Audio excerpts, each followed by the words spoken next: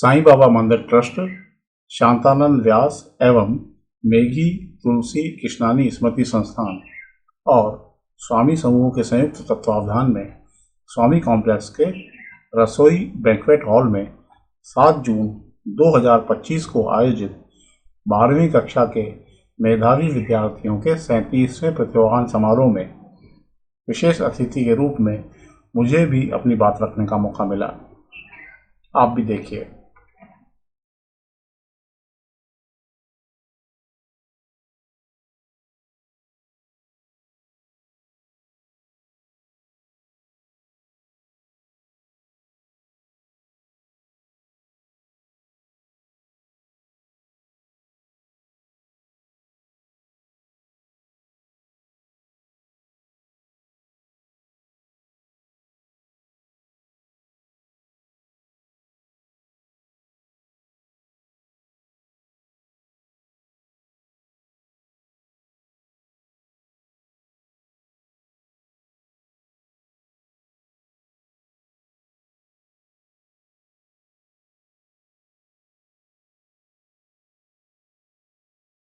अब हमारे बीच में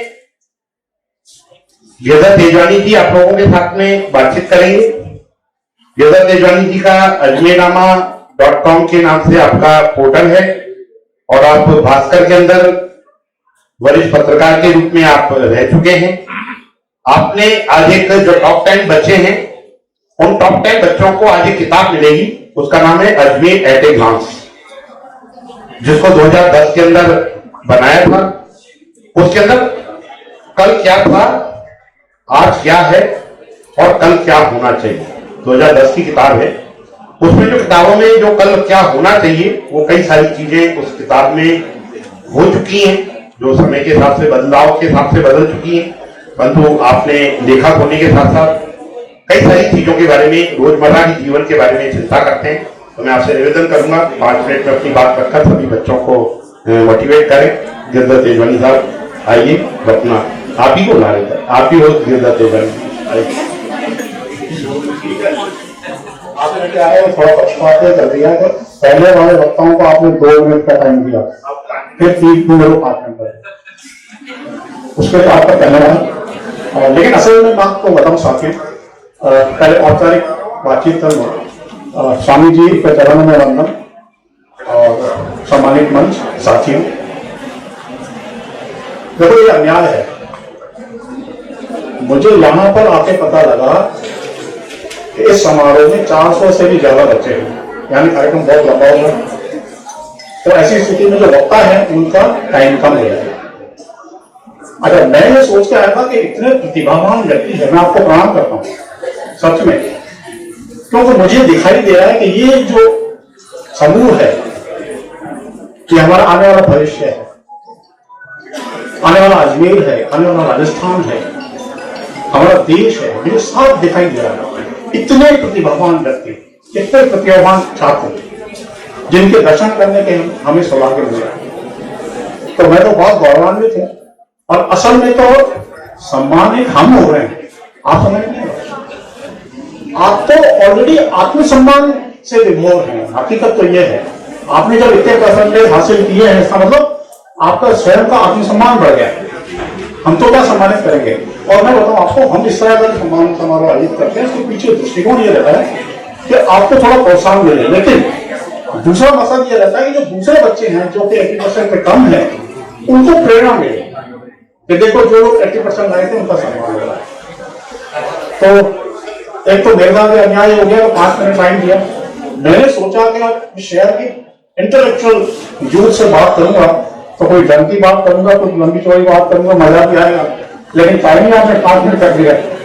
तो ऐसी स्थिति में अन्याय की बात है। खैर,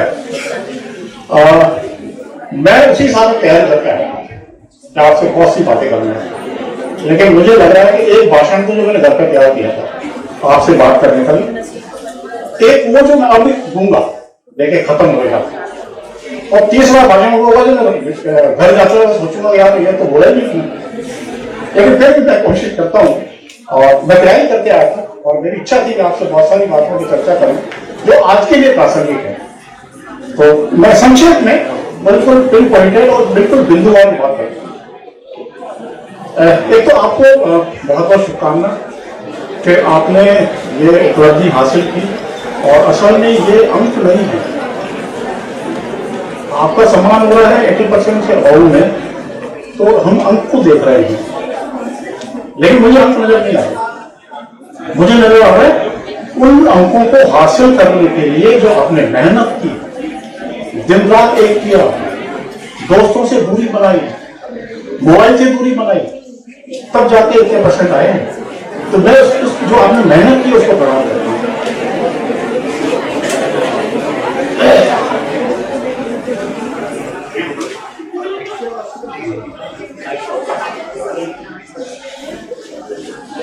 आप धन्यवाद के पात्र इसलिए भी हैं कि आपने न केवल स्वयं को सम्मानित किया है, बल्कि अपने परिवार को और अपने स्कूल को, शहर को भी सम्मानित किया है, और इसीलिए भी हम आपका विशेष रूप से अभिनंदन करते हैं। अब बात आती है कि चलो ये तो हो गया, अब हम जहां खड़े हैं उसके आगे क्या? क्योंकि ये जो मुकाम है, ये जो पड़ाव है, ये जो चौराहा है, जहां से न जाने कितने रास्ते निकलेंगे, उन रास्तों में से हमें कौन सा रास्ता चुनना है? क्योंकि ये ट्रांजिशन पीरियड है, हर एंगल से, मानसिक रूप से, शारीरिक रूप से, कैरियर की दृष्टि से, हर एंगल से 12वीं के बाद में एक चौराहे पे आदमी आके खड़ा हो जाता है, और वहां से उसके आगे की यात्रा क्या होती है, उसके जीवन में बनना क्या है। तो ये चौराहा है जहां खड़े हो, तो अब वो विचार करने का मौका आ गया आपके लिए कि हम करें क्या। उसके लिए पहले तो आपको अपने अंदर जज करना पड़ेगा, खुद का आत्मविश्लेषण करना पड़ेगा, मुझे करना क्या है, मुझे बनना क्या है, मैं क्या बन सकता हूं, या मेरी रुचि किसमें है।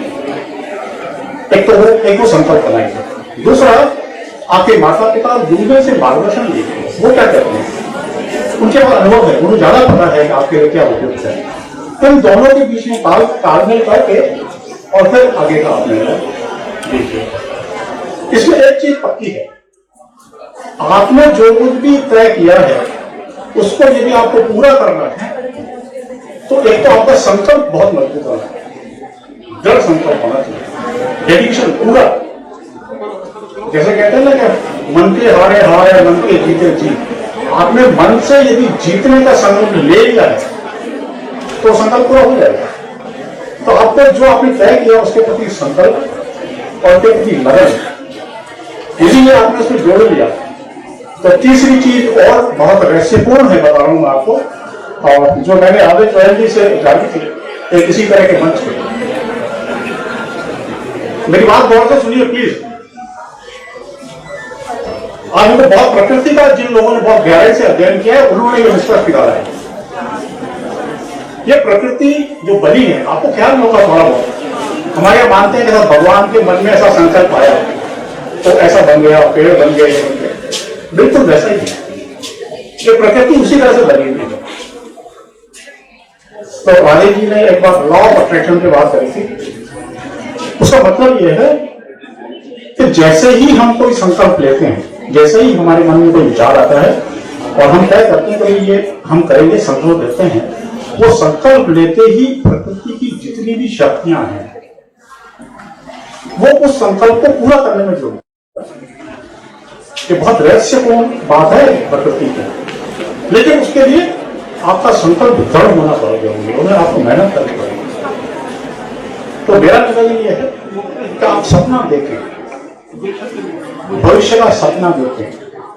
आप कल्पना कीजिए कि यदि पहला कोई ऐसा व्यक्ति जो कि आसमान में चिड़िया को उड़ते हुए देखता है, तो उसके मन में ख्याल आता है कि यार ये चिड़िया उड़ रही है, क्या मैं भी उड़ सकता हूं क्या? एक ख्याल आया होगा किसी व्यक्ति के मन में पहली बार कि क्या हम उड़ सकते हैं क्या? वो जो ख्याल है, वो जो विचार है, वो जो संकल्प है, उसी का परिणाम है आज हम हवाई जहाज उड़ा रहे हैं। माने पहले व्यक्ति ने सपना देखा था, तो सपने को साकार करने के लिए मेहनत हुई, वो ठीक है, लेकिन सपना जरूरी था। तो आपको जो कुछ भी बनना है उसका आपको सपना देखना चाहिए। सपना ही नहीं देखेंगे तो पूरा कहां से होगा। और सपना हरदम ऊंचा, बड़ा लक्ष्य हरदम ऊंचा लेना चाहिए। तो होता यह है कि हम जितना भी संकल्प लेते हैं अमूमन प्रकृति की व्यवस्थाओं के कारण से, दूसरी मजबूरियों से हमें सफलता उतनी मिल नहीं पाती। तो इसीलिए सपना देखें, अपनी हैसियत से भी थोड़ा ऊपर का सपना देखें, क्योंकि आप उसके लिए उसी हिसाब से मेहनत करेंगे। एक चीज और भी है जो हमारे को आपको जीवन में आएगी।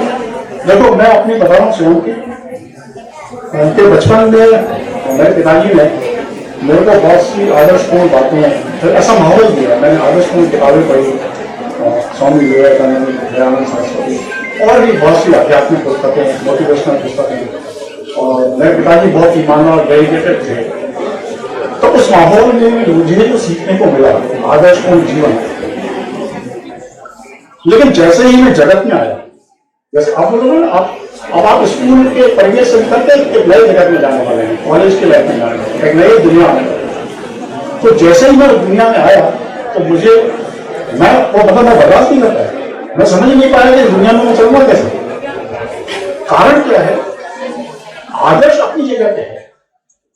मेरी बात सुन रहे हैं, प्लीज शांति रखिए। आदर्श अपनी जगह पे है, लेकिन ये दुनिया जो है इसमें नेगेटिविटी बहुत ज्यादा है।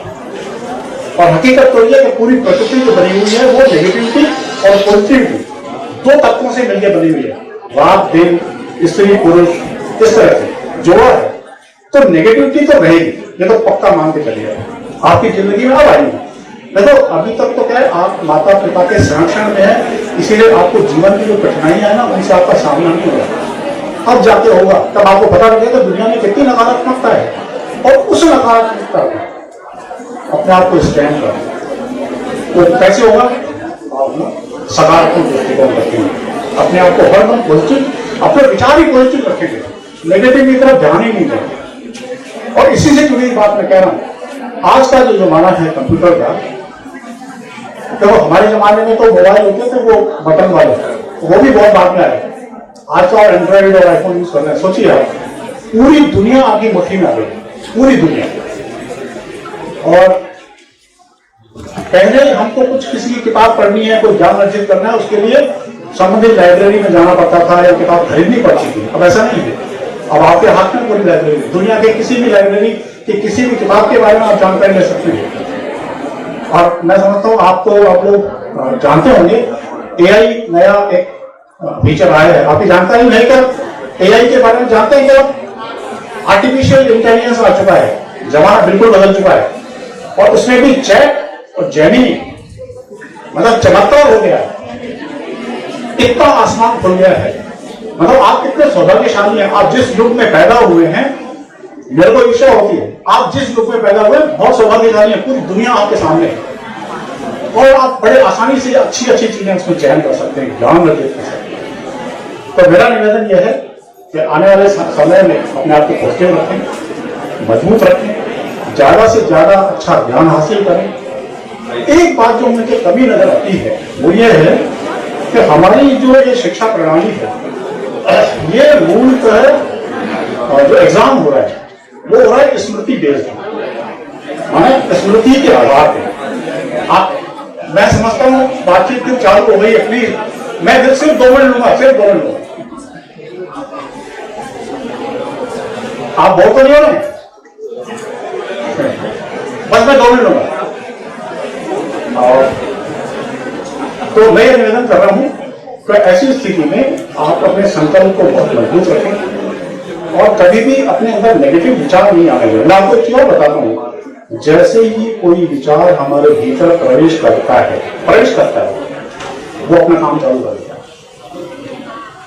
और कई बार तो ऐसा होता है कि कोई ऐसा विचार हमारे मन में आ गया और फिर बाद में कभी फलीभूत हो गया। इसलिए कभी भी नेगेटिव विचार मन में बिल्कुल नहीं आने देना है। और मैं जो कह रहा था वो ये कह रहा था कि ठीक है, हमने 80% से अभाव अंक हासिल कर लिए, ब्रिलियंट है, इंटेलिजेंट है, वो सब ठीक है, लेकिन एक कमी मुझे इस शिक्षा पद्धति की लगती है, और वो ये है कि हमने बुद्धिमान लोगों को तो पैदा किया है, लेकिन उनके अंदर नैतिक मूल्य भी हैं क्या, उस तरफ शायद हम कम ध्यान दे पाए हैं। मेरे ख्याल से राजे जी इस बात को पारित करेंगे कि शायद ये कमी हमारे रही है, कि आज इस कारण से हमें मोटिवेशनल स्पीकर्स की जरूरत है। यदि हमें प्राइमरी स्कूल से ही इस तरह से मोटिवेशन मिलता तो आज हमारे अंदर एक अनुभूति रहती। तो मेरा निवेदन यह, अपने रिसर्च को बढ़ाएं, परसेंटेज भी लाएं और अपने रिसर्च को मजबूत बनाएं। शुक्रिया।